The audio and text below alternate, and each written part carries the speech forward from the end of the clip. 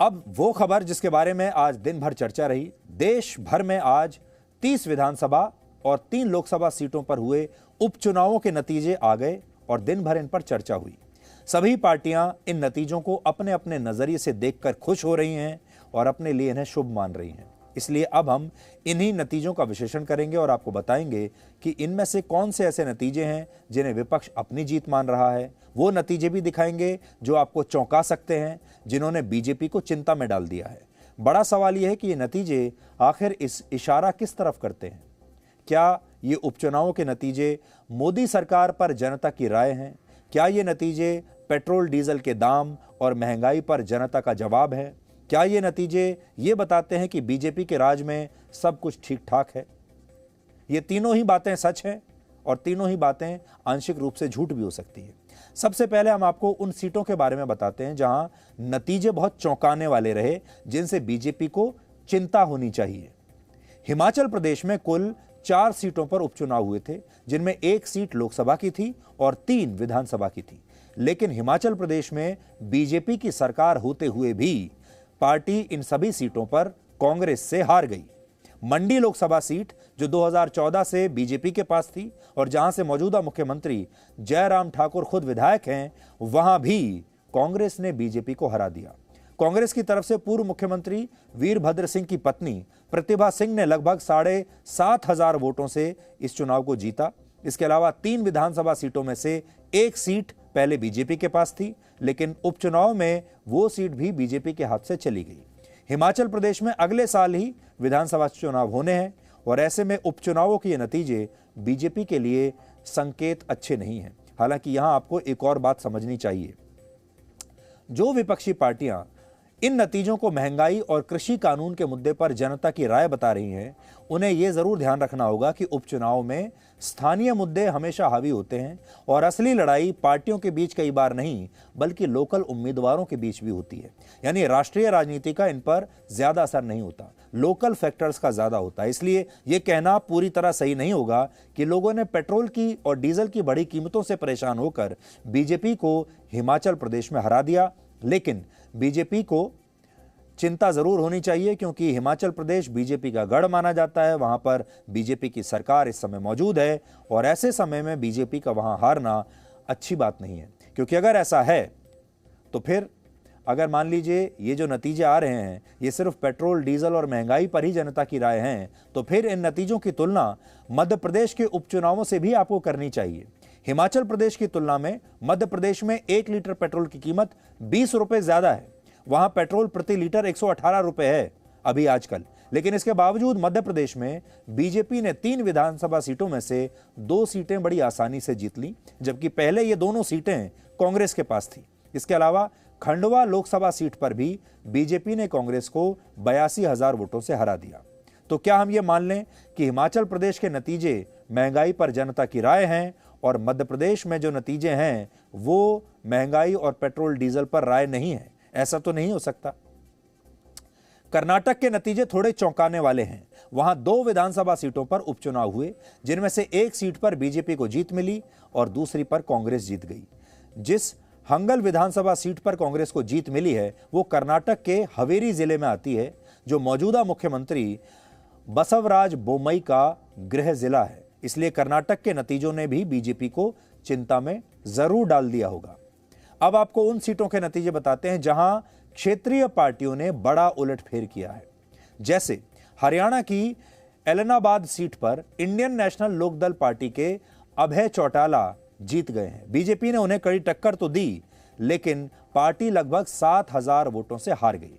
इसमें जो बात आपको समझनी है वो ये कि इंडियन नेशनल लोकदल के खिलाफ चुनाव में भ्रष्टाचार कोई बड़ा मुद्दा नहीं बन पाया, जबकि शिक्षक भर्ती घोटाले में दोषी ओम प्रकाश चौटाला 10 साल जेल की सजा पूरी करके कुछ समय पहले ही बाहर आए हैं।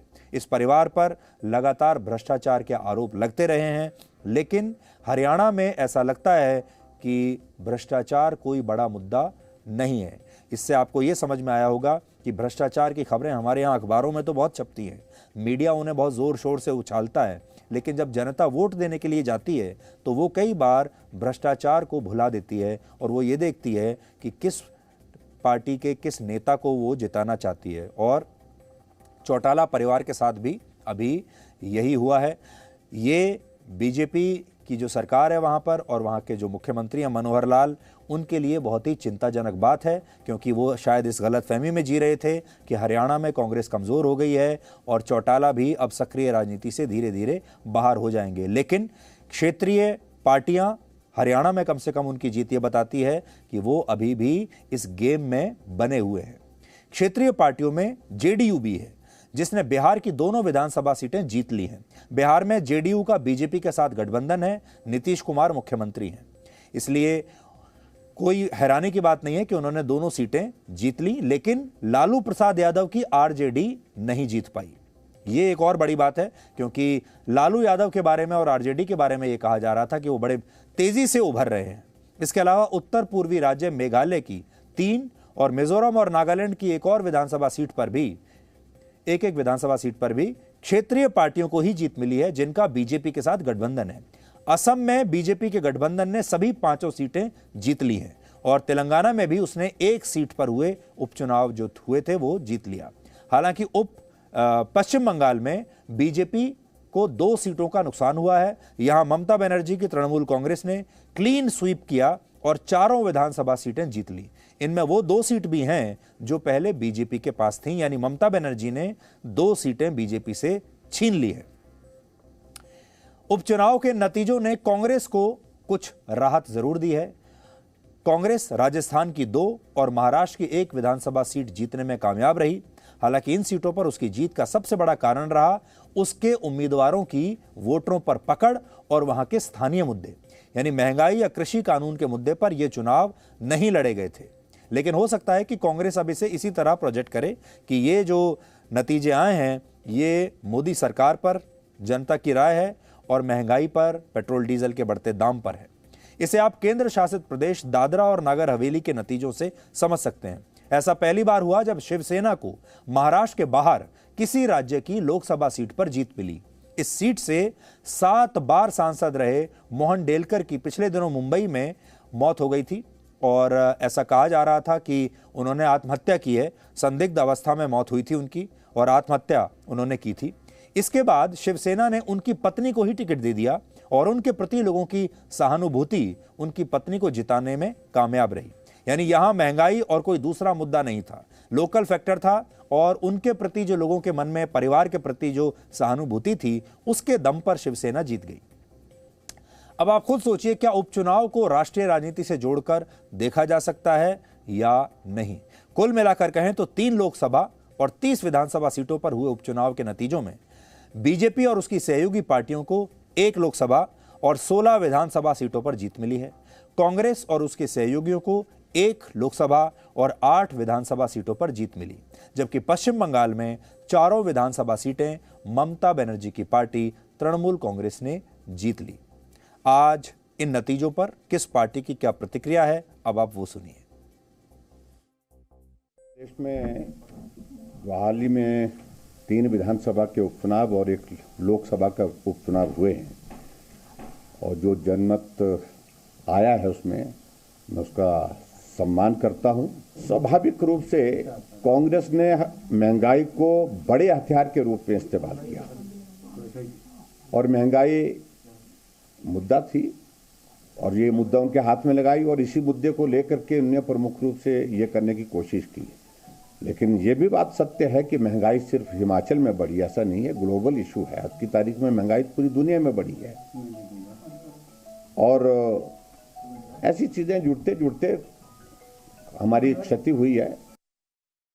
ये चुनाव जीतना बहुत ही महत्वपूर्ण था। इसमें हम सभी ने मिलकर जो प्रयास किया है और पार्टी को जो विजय हासिल दिलाई है, मुझे लगता है ये एक ट्रेंड सेटर रहेगा और आने वाले जो विधानसभा के चुनाव होंगे उसमें भी हम विजय हासिल करेंगे।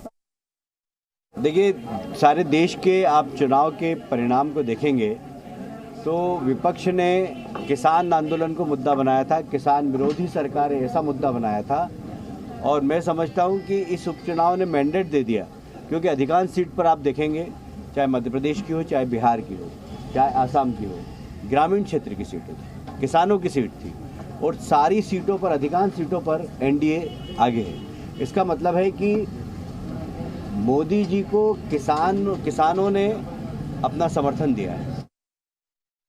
हम अच्छा से चुनाव लड़े, अच्छा से जीते, यही हुआ। ये जो यहाँ पे दिख रहा है, जो सेकंड पोजीशन में जा रहा है, क्या बोलते ये अच्छा है। बीजेपी, ये हम आशा कर रहे थे, और बीजेपी जितना पीछे जाएगा वो लोकतंत्र के लिए भला होगा। अभी तक जो परिणाम आए हैं वो भारतीय जनता पार्टी के लिए बहुत सुखद है, उत्साहवर्धक है। अनुसूचित जनजाति में, ट्राइबल्स में,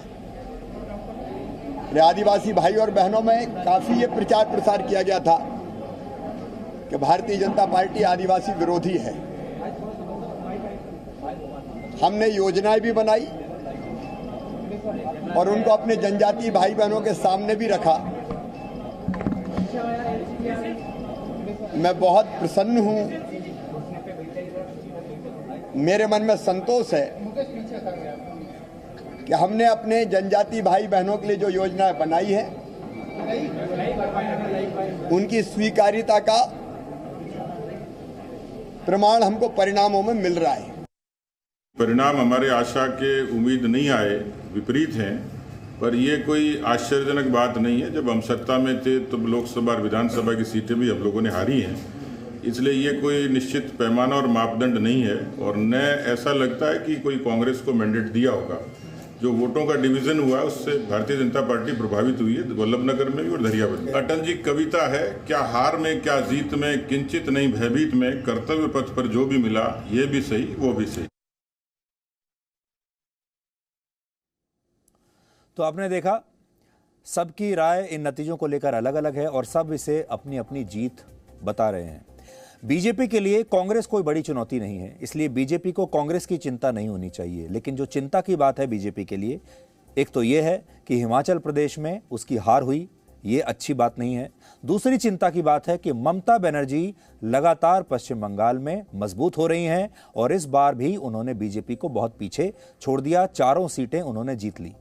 बीजेपी को जो असली चुनौती हमेशा मिलती है, खास तौर पर विधानसभा चुनावों में, वो कांग्रेस से नहीं मिलती, वो मिलती है क्षेत्रीय दलों से। और जो क्षेत्रीय दलों के जो बड़े बड़े नेता हैं उनसे, जैसे ममता बनर्जी। तो ममता बनर्जी ने पश्चिम बंगाल में अपनी स्थिति को और मजबूत किया है, ये बीजेपी के लिए बुरी खबर है। इसी तरीके से हरियाणा में अभय चौटाला ने चुनाव जीता, ये भी बीजेपी के लिए और मनोहर लाल खट्टर के लिए बुरी खबर है, क्योंकि वहां पर भी जो बीजेपी है उसकी सरकार वहां पर चल रही है। सो बीजेपी को जो सबसे ज्यादा चुनौती मिलेगी और जो ध्यान रखना है वो इन्हीं क्षेत्रीय दलों का रखना होगा। इन नतीजों को देखकर भले ही विपक्ष बहुत खुश हो रहा हो और विपक्ष को लग रहा हो कि ये जो नतीजे आए हैं ये प्रधानमंत्री मोदी की लोकप्रियता को लेकर आए हैं। Presenting B News app available on Google Play and App Store. Download it now.